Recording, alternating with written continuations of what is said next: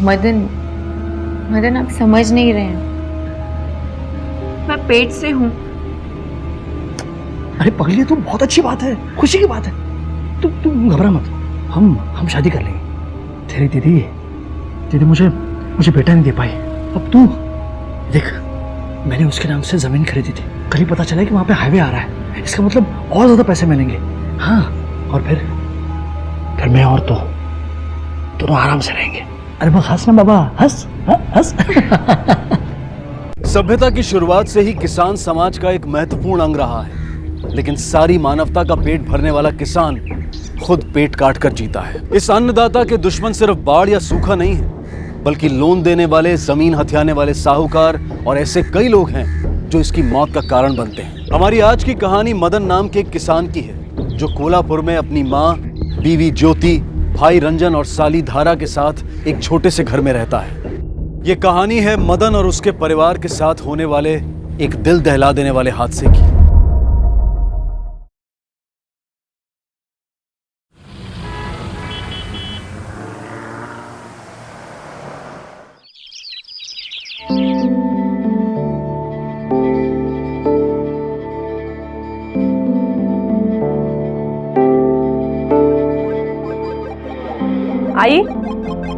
आई हाँ, खाना।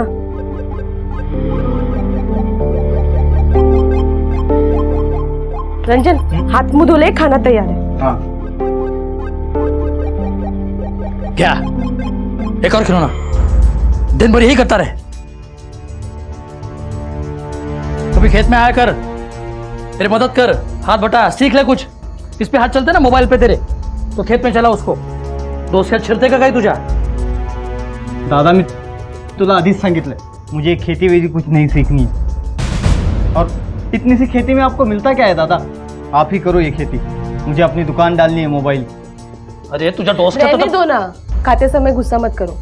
तू गप गप, बीच में मत बोल।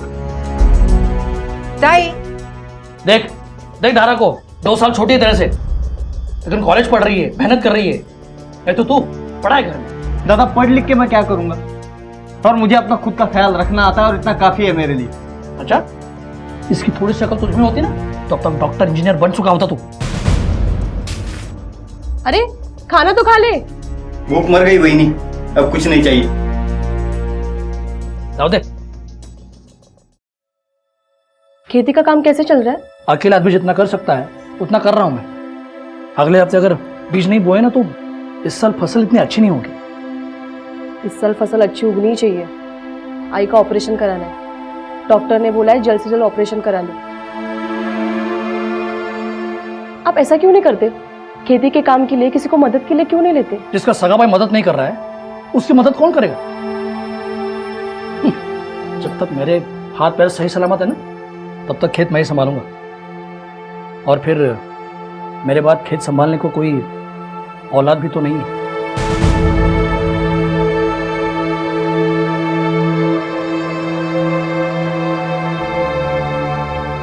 ताई, अगले 2 हफ्ते मुझे कॉलेज से छुट्टी है, एग्जाम है ना, इसलिए पढ़ाई के लिए छुट्टी दी है। तो कल से मैं घर पे ही रहूंगी। इस बहाने काम में मैं तेरा हाथ भी बटा दूंगी। पहले खाना खाना। चलो बोलो, मैं फिर से खेत जा रहा हूं, शायद देर हो जाएगी। चलता हूं। आई, ये तो कर।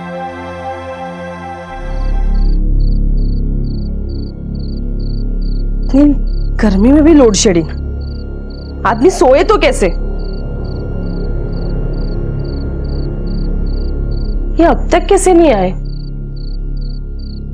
तब तो आ जाना चाहिए था इन्हें। ज्योति वहिनी, राम भाऊ, क्या हुआ? वो मदन, क्या हुआ उनको? एक्सीडेंट। किसका एक्सीडेंट? मदन का एक्सीडेंट।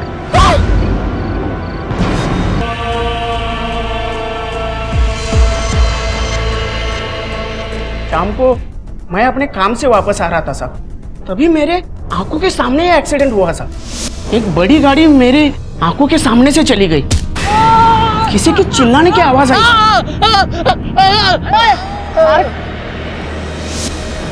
आपने गाड़ी का नंबर देखा? नहीं साहब, तब तक गाड़ी चली जा चुकी थी। मलाटे से थाने ले जाओ और गाड़ी का डिस्क्रिप्शन ले लो। ठीक है सर, चलो।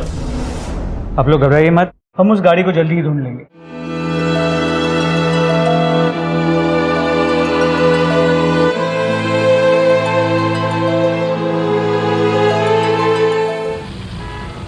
सर, कल रात के एक्सीडेंट की रिपोर्ट विटनेस के मुताबिक एक सिल्वर एसयूवी था। हिट एंड रन का केस लगता है। इतना खून बहा है तो गाड़ी पे कहीं ना कहीं खून के निशान जरूर होंगे। इससे पहले कि उसे साफ कर दिया जाए, पता लगाओ कि ये गाड़ी किसकी है। सर,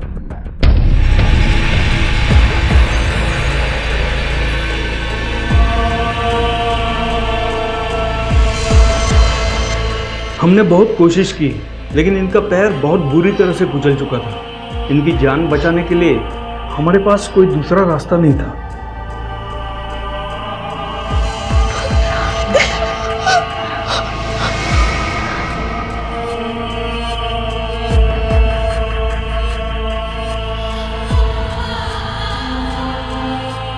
तारा, अब क्या होगा? हम क्या करेंगे? पैर खोने की वजह से मदन और उसका परिवार जैसे टूट गया था।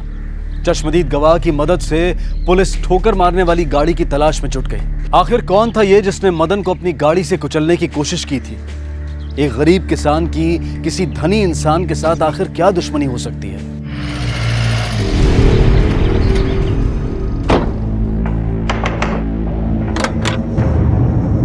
सूर्यकांत पाटिल, हाँ ये गाड़ी आपकी है? जी, क्यों? सर्च वारंट है, हमें आपकी गाड़ी की तलाशी लेनी है। गाड़ी की चाबी।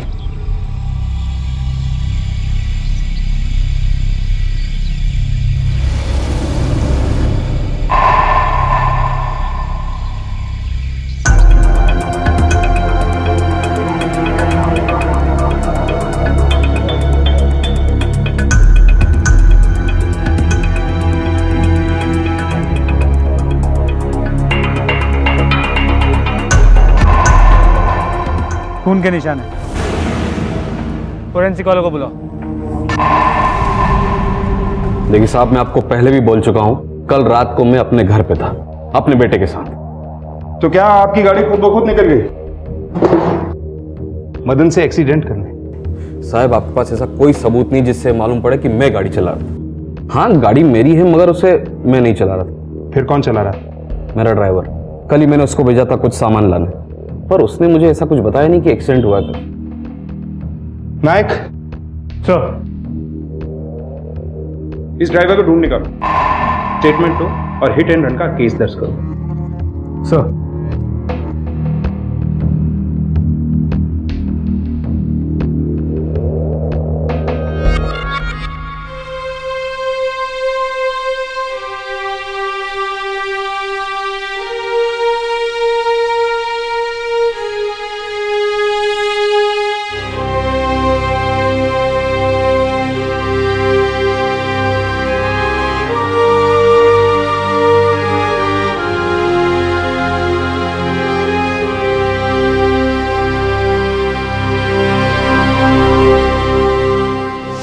आई ग,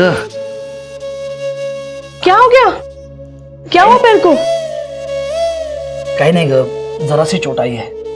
कमाल करते हो, कितनी गहरी चोट है? किसान हो, हाथ पे सही सलामत होगे ना तभी काम कर पाओगे। आगे जाके चोट बड़ी हो गई तो बिना पैर के काम कैसे करोगे? अरे कुछ नहीं होगा। रुको, मैं हल्दी का लेप लेके आती हूँ। अरे रुको। जब तक मेरे हाथ पैर सही सलामत है ना, तब तक खेत मैं ही संभालूंगा।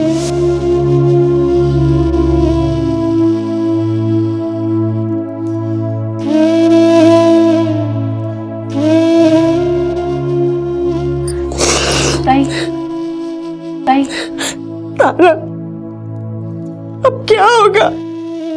बिना पैर के एक किसान खेती कैसे करेगा? आधा खेत जोतना बाकी है। ये महीना खत्म होने से पहले बीज बोना पड़ेगा। तो 20 साल फसल नहीं पकेगी तारा। ताई, लेकिन बीज बोएगा कौन?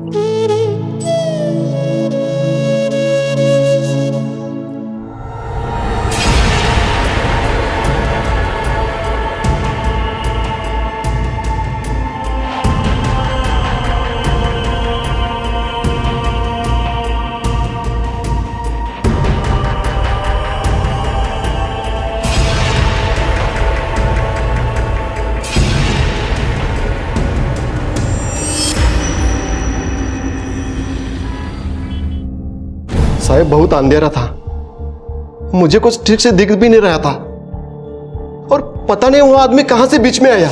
मैंने तुरंत ब्रेक लगाया लेकिन एक्सीडेंट रोक नहीं पाया साहब। अगर एक्सीडेंट हो गया था तो भाग क्यों गया? रुका क्यों नहीं आदमी की मदद के लिए? मेरा एक बेटा है साहब, मैं इस सब में फंसना नहीं चाहता था साहब। नायक सर अरेस्ट करिए ना। कुछ ही गलती। और वो मदन, उसका क्या स्टेटस है? सर अस्पताल से तो डिस्चार्ज ले चुका है, लेकिन एक किसान, वो भी अपाहिज, जितना ठीक हो सकता है उतना है सर। चलो। मदत केल्यासाठी तुमचा आभार पाटील साहब। अरे साहब ये तो हमारा ड्यूटी था, और भी कुछ मदद लगे तो आप बताइएगा। Thank you. मराठे सर उस मदन के घर में खबर कर दो, अरेस्ट हो चुका है और हमने केस क्लोज कर दिया, ताकि कुछ तो तसल्ली मिले उन लोगों को। ठीक है सर। और हाँ, उस नायक से कहो मदन के लिए कहीं से कोई कंपनसेशन का एप्लीकेशन हो सकता है तो कर दो। पुलिस की तहकीकात में पता चला कि ठोकर मारने वाली गाड़ी सूर्यकांत पाटिल की थी, लेकिन सूर्यकांत पाटिल ने अपने बचाव में कहा कि गाड़ी उसका ड्राइवर चला रहा था और ड्राइवर ने अपना जुर्म भी कबूल कर लिया। हमें अक्सर सुनने में आता है कि समाज के संपन्न और प्रभावशाली लोग अपनी गाड़ी से एक्सीडेंट हो जाने के बाद उसका इल्जाम अपने साथ काम करने वाले कर्मचारियों से कबूल करवा लेते हैं। क्या मदन के साथ हुए हादसे में भी सूर्यकांत पाटिल कुछ इसी तरह से अपना बचाव कर रहा था? क्या पुलिस का निष्कर्ष मदन और उसके परिवार के लिए न्याय संगत था? मदन को न्याय दिलाओ, मदन को न्याय दिलाओ, मदन को न्याय दिलाओ, मदन को न्याय दिलाओ, मदन को न्याय दिलाओ, मदन को। ये सब क्या लगा रखा है? ये बघा ज्योति जी, आपके पति का केस क्लोज हो चुका है, हमने गुनहगार को पकड़ भी लिया है। अच्छा कशाला उगाचा तमाशा? मेरे पति का एक्सीडेंट आपको तमाशा लगता है? मैं तब तक यहाँ से नहीं हिलूंगी जब तक आप मेरे पति के गुनहगार को पकड़ नहीं लेते। अब तक तो मैं चुप बैठी थी, लेकिन अब दिखाती हूँ तमाशा होता क्या है।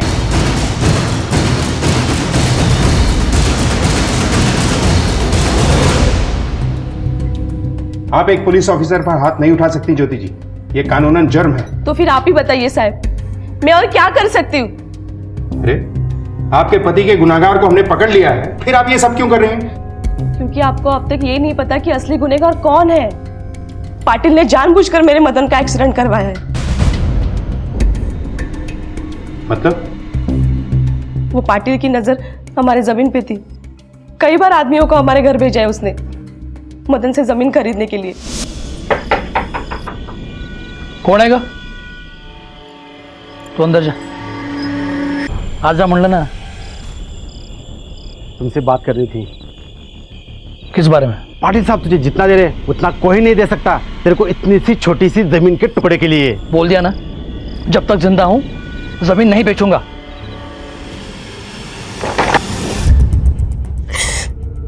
एक बार नहीं कई बार हुआ है साहब।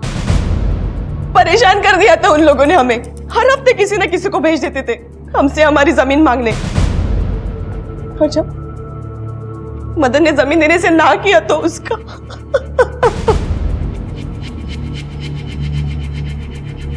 मेरे मदन के लिए उसकी जमीन सब कुछ थी साहब। इसके लिए अब मैं उससे संभाल रही हूं, लेकिन आपको हमें इंसाफ दिलाना होगा साहब। उस पाटिल को जिम्मेदार ठहराना ही होगा साहब। उसने मेरे मदन की जिंदगी खराब कर दी है साहब।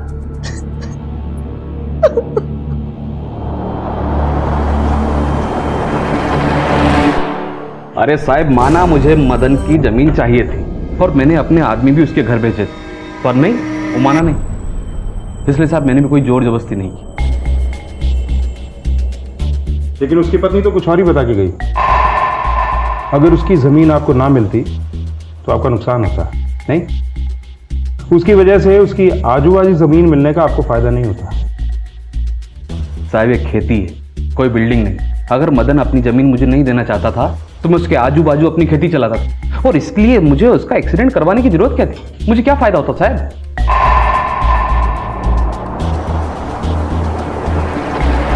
ठीक है, तुम्हें जाऊ शकता। ठीक साहब।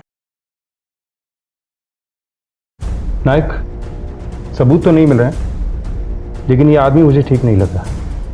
इस पे भी नजर रखो। चलो। मदन की पत्नी ज्योति को पुलिस के निष्कर्ष पर यकीन नहीं था। उसका यह मानना था कि सूर्यकांत पाटिल के ड्राइवर ने पाटिल का गुनाह अपने सर ले लिया था। ज्योति को इस बात का डर था कि पाटिल उनकी जमीन खरीदने के लिए किसी भी हद तक गिर सकता है। सिर्फ मदन का पैर तोड़कर उसे संतोष नहीं होगा। लेकिन पुलिस के पास पाटिल को अरेस्ट करने के लिए कोई आधार नहीं था और पाटिल की अपनी सफाई में कही गई बात में भी तर्क था। क्या ये एक्सीडेंट मदन के दुर्भाग्य में होने वाली पहली कड़ी थी? क्या मदन की किस्मत में कुछ और बुरा होना अभी बाकी था?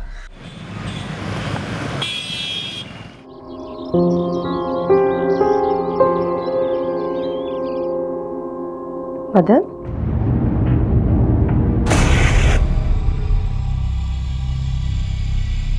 कहाँ चले गए? मदन, मदन, मदन, मदन। काय से ज्योति? आई, रंजन कहीं मदन को बाहर लेके गया है क्या? नहीं तो। कहाँ चले गए होंगे? मदन, मदन, मदन। क्या हुआ वही? तेरे भाई घर पे नहीं है। नहीं है? क्या मतलब नहीं है? वो तो ठीक से चल भी नहीं सकते हैं वही।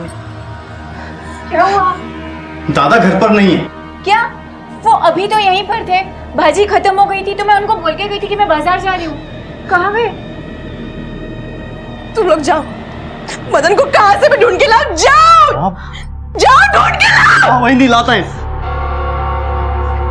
कहाँ गए होंगे?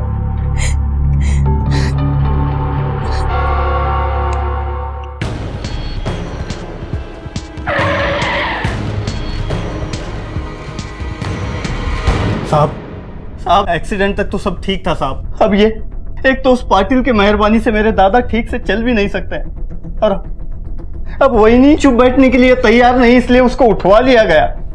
साहब ये जब हुआ तब इस घर में दादा और आई के सिवाय कोई नहीं था। और साहब मेरी आई ठीक से सुना ही नहीं देता, ऊंचा सुनती है, इसलिए उसे भी कुछ नहीं पता है। देखिए हम अपनी तरफ से पूरी कोशिश कर रहे हैं, लेकिन आप में से किसी ने किसी को इस घर के आसपास भटकते देखा क्या? नहीं साहब। ठीक है नायक, घर के बाहर देखो, कहीं जूतों के निशान या कुछ और मिलता है। सर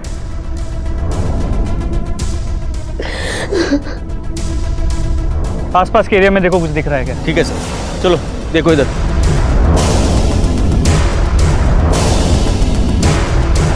सर, गाड़ी के टायर के निशान।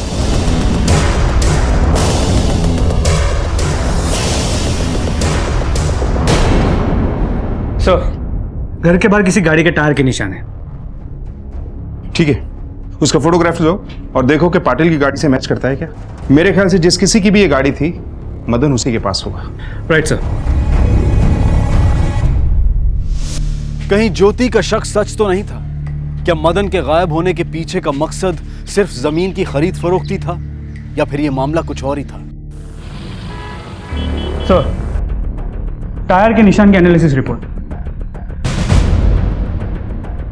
नहीं, ये निशान पाटिल की गाड़ी के नहीं है। सर बात यहाँ खत्म नहीं होती। ये निशान जिस मॉडल की टायर का है, इस पूरे जिले में ऐसी मॉडल किसी के नाम पे रजिस्टर्ड नहीं है। इसका मतलब मदन को किडनैप करने वाला कोई बाहर गांव का आदमी था।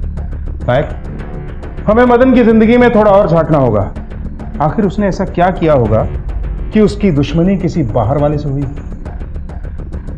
एक काम करो, इस इलाके में आने वाले हर टोल गेट के सीसीटीवी फुटेज को चेक करो। देखो कि अपने डिस्क्रिप्शन से मिलती जुलती कितनी गाड़ियां यहां पर आई और इस मदन के बारे में और ज्यादा जानकारी हासिल करने की कोशिश करो। सर एक बात और, मदन को गायब हुए 24 घंटे से ज्यादा हो चुके हैं। एक काम और करो नायक, इस गांव के खेतों और सुनसान इलाकों को एक बार जांच करो, कहीं ऐसा ना हो। सर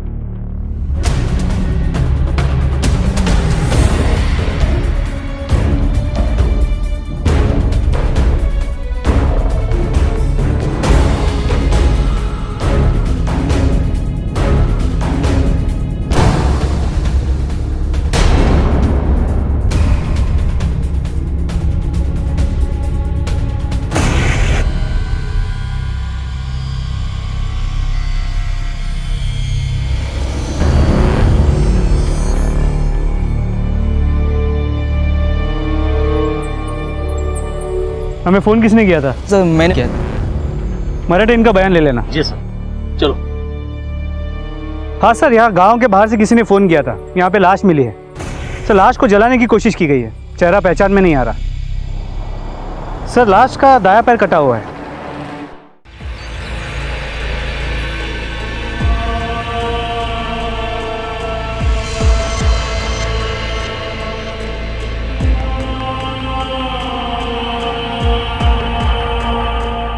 सर ये केस बहुत ही कंफ्यूजिंग है। पहले मदन का एक्सीडेंट होता है जिसके लिए लोग पाटिल को जिम्मेदार ठहराते हैं, पर अब ये एक्सीडेंट तक पाटिल को दोषी ठहराना ठीक था, लेकिन ये मर्डर। सर जो पेपर्स आपने मंगाए थे वो आ गए। चलो।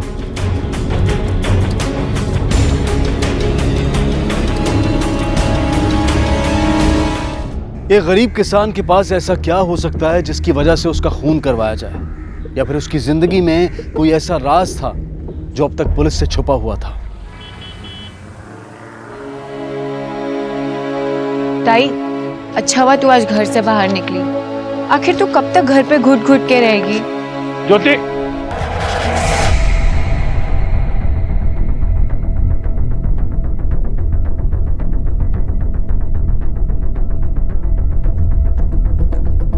मैं थक चुकी हूँ राणे साहब।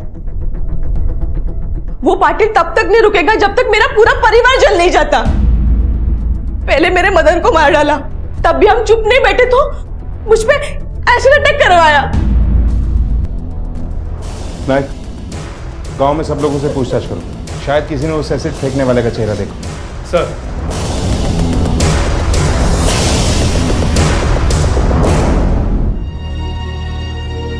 ज्योति जी, धारा का पूरा चेहरा जल गया है। धारा को कुछ दिन हॉस्पिटल में रखना पड़ेगा, उसके बच्चे के लिए अच्छा होगा। बच्चा? हाँ, वो 2-3 महीने पेट से है।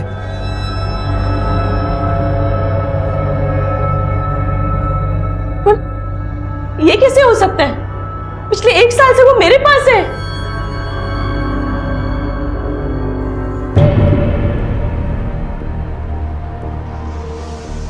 रंजन? वहीनी, अरे वो तेरे बहन जैसी है। तो वहीनी मेरी बात तो सुनो, मेरा यकीन करो वहीनी, इस बात से मेरा कोई लेना देना नहीं। वहीनी, वहीनी ये बच्चा मेरा नहीं है, ये दादा का है। क्या? हाँ वहीनी, वहीनी धरा का और दादा का रिश्ता था और ये बात मैंने आपसे छुपाई रखी क्योंकि मैं आपको दुख नहीं देना चाहता था वहीनी।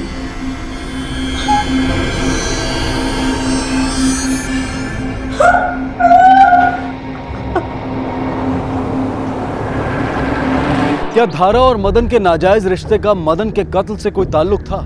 और अगर था तो क्या धारा और ज्योति पर एसिड अटैक होना भी इससे जुड़ा हुआ था? कौन था वो जो इन सब के पीछे था?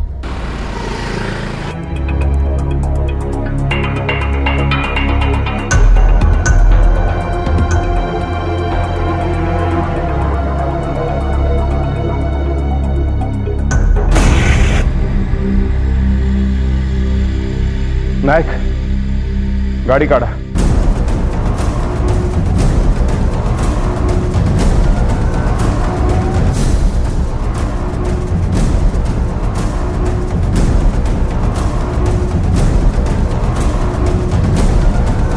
सर,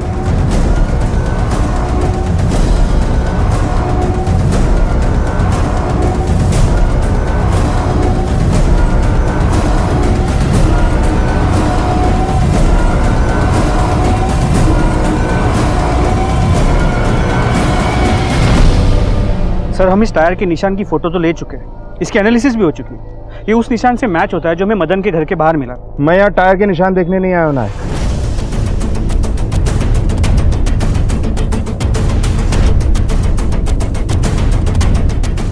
ये देखें यार, हाईवे टोल बूथ से गुजरी गाड़ियों की लिस्ट आ गई हमारे पास। जी सर। अब ये पता करो कि उनमें से कितनी गाड़ियां कौन कौन एरिया में रजिस्टर्ड है। जी सर। नायक, नीचे देखो क्या है। मिट्टी है सर, काली मिट्टी। एग्जैक्टली, ये कोल्हापुर है। यहाँ की मिट्टी है काली, काले पत्थर की काली मिट्टी। ये लाल पत्थर यहाँ नहीं मिलता है। ये सिर्फ कोंकण एरिया में मिलता है। इसका मतलब ये है कि कातिल यहाँ अपनी गाड़ी से आया होगा और उसकी गाड़ी कोंकण एरिया में रजिस्टर्ड हो।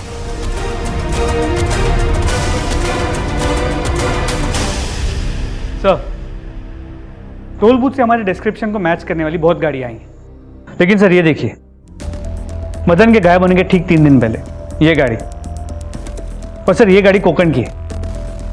गुड, इस गाड़ी को ढूंढ निकालो, इसकी फोटोग्राफ्स बनवाओ और पूरे तालुके में टीम भेजो इसे ढूंढने के लिए। और कोंकण पुलिस से इसके ओनर की जितनी जानकारी मिल सके निकाल लो। सर,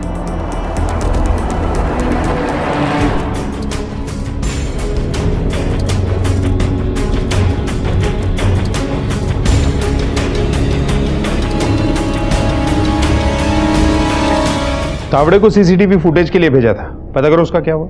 सर तो गाड़ी किसी मंगेश देसाई के नाम पे रजिस्टर्ड है, इंडिपेंडेंट कॉन्ट्रैक्टर है, घर वर बनाता है, और ये उसके कॉल रिकॉर्ड है।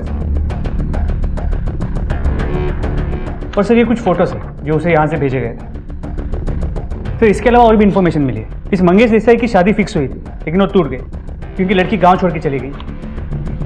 लड़की कौन थी लड़की?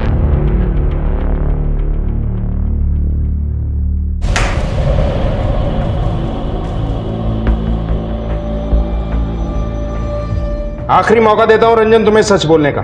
साहब मुझे इसके बारे में कुछ नहीं पता। धन्यवाद। तुम्हें अपने भाई को रास्ते से हटाना था, लेकिन अपने हाथ मैले नहीं करने थे, इसलिए तुमने धरा के प्रेमी को ये तस्वीरें भेजी, करेक्ट? ताकि उसे जलन हो और वो यहाँ आकर तुम्हारे लिए तुम्हारा काम खत्म कर दे। नहीं साहब, मैं धरा के किसी भी प्रेमी के बारे में कुछ भी नहीं जानता हूँ। लेकिन मदन और धरा के बारे में सिर्फ तुम जानते थे, और घर में सिर्फ तुम्हारे पास एक कैमरा फोन था।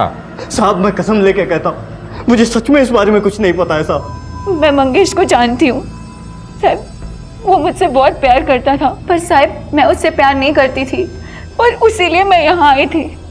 साहब कुछ दिन पहले से वो मुझे बहुत फ़ोन कर रहा था और मैंने उससे कहा भी कि मुझे अकेला छोड़ दे, और फिर एक दिन वो मुझे मिला यहाँ इस गांव में। मैंने मंगेश को कह दिया था कि मुझे उसके साथ नहीं रहना, लेकिन वो मेरी बात मानने को तैयार ही नहीं था। फिर मैंने उसे बताया कि मैं पेट से थी और मदन के बच्चे की माँ बनने वाली थी।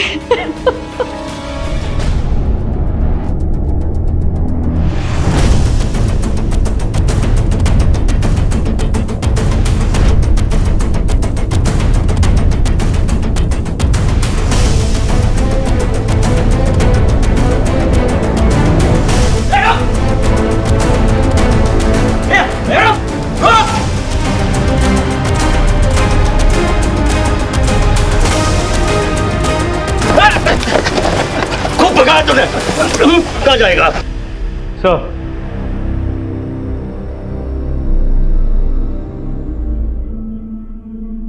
आपके आदमी ने कहा कि मेरे मदन के बारे में आपके पास कोई जानकारी है? जी हाँ ज्योति जी, आपको याद होगा कि आपके घर के बाहर और मदन की बॉडी के पास हमें एक गाड़ी के टायर के निशान मिले थे।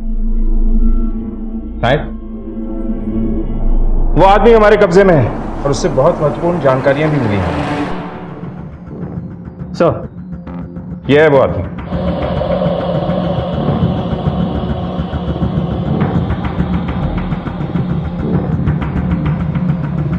इसका मतलब अरे ज्योति जी, क्या छोड़ क्या दीजिए कर रहे हैं आप? इसे। छोड़िए। छोड़ दीजिए इसे।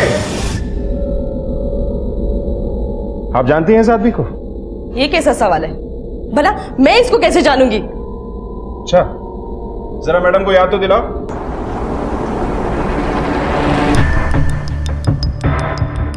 ये बैंक डिटेल्स हैं। बहुत अबला नारी होने का नाटक किया आपने। पैसे नहीं थे ना आपके पास, लेकिन आपने हमें यह नहीं बताया कि मदन ने एक और जमीन खरीदी थी आपके नाम, यहां से काफी दूर। अब वहां हाईवे बनने वाला है, लेकिन मदन के किडनैप होने के 4 दिन पहले आपने वो जमीन बेच दी और बड़ी चालाकी से वो पैसा किसी गुप्त बैंक अकाउंट में रखा। आधी बातें हमें इन सबूतों ने बता दी, बाकी इस मंगेश ने बताई। इसके आगे आप बताएंगी या हम अपने तरीके से पता करवा लें?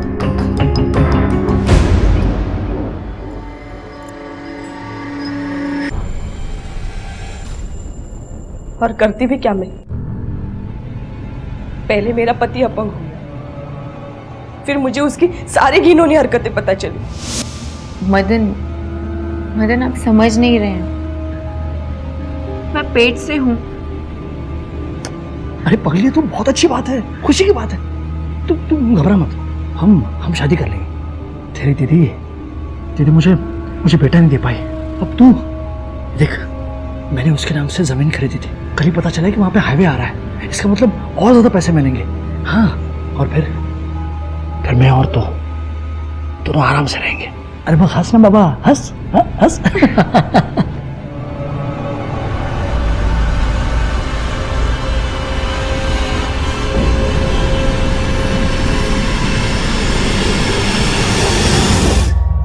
वो मुझे छोड़ने वाला था, इसके लिए मैंने उसके साथ इतने साल बिताए और उसके बदले वो मुझे रास्ते पे छोड़ने वाला था। मैंने वो ही किया जो मुझे ठीक लगा। मंगेश को मैंने वो तस्वीरें भेजी और उसको यहाँ बुला लिया ताकि वो धारा को यहाँ से लेके चला जाए। लेकिन धारा ने जाने के लिए इनकार कर दिया तो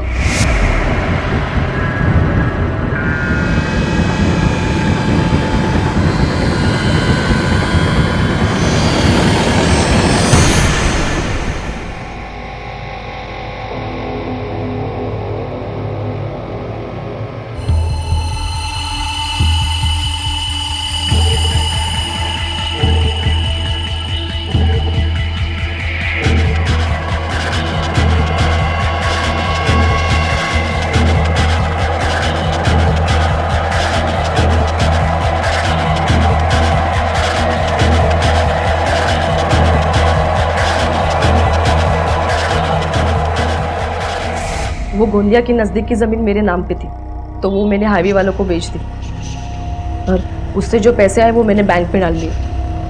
मंगेश फिर भी धारा पे गुस्सा था। मैंने उसे बताया कि मैं और धारा गांव जा रहे हैं सब्जी लेने के लिए। तब वो वहाँ पे एसिड लेके पहुंचा, तो मेरे ऊपर भी एसिड फेंका ताकि मैं निर्दोष लगूं। अगर कोल्हापुर पुलिस बारीकी से जांच नहीं करती तो इतने सारे पहलू भी सामने नहीं आते और शायद ज्योति अपने पति का कत्ल करके बच निकलने में कामयाब हो जाती। लेकिन पुलिस की कार्य क्षमता की वजह से ज्योति को आईपीसी की धारा 201 के तहत सबूत मिटाने के लिए और धारा 302 के तहत हत्या के लिए अरेस्ट किया गया और मंगेश को भी आईपीसी की धारा 201 के तहत सबूत मिटाने के लिए और धारा 326A के तहत एसिड अटैक के लिए अरेस्ट किया गया। कोई भी जुर्म माफी के काबिल नहीं होता, लेकिन कई बार गुनहगार गुनाह हालात से मजबूर होकर करता है। हम उम्मीद करते हैं कि ज्योति की कहानी आपको एक सीख दे गई होगी। इसी विचार के साथ मैं अनूप सोनी अब आपसे विदा लेता हूं। फिर मुलाकात होगी अगले एपिसोड में एक और चौंका देने वाले केस के साथ। तब तक अपना और अपने परिवार का ख्याल रखें और देखते रहें क्राइम पेट्रोल डायल 100। सबक एक को, सीख हम सबको। जय हिंद।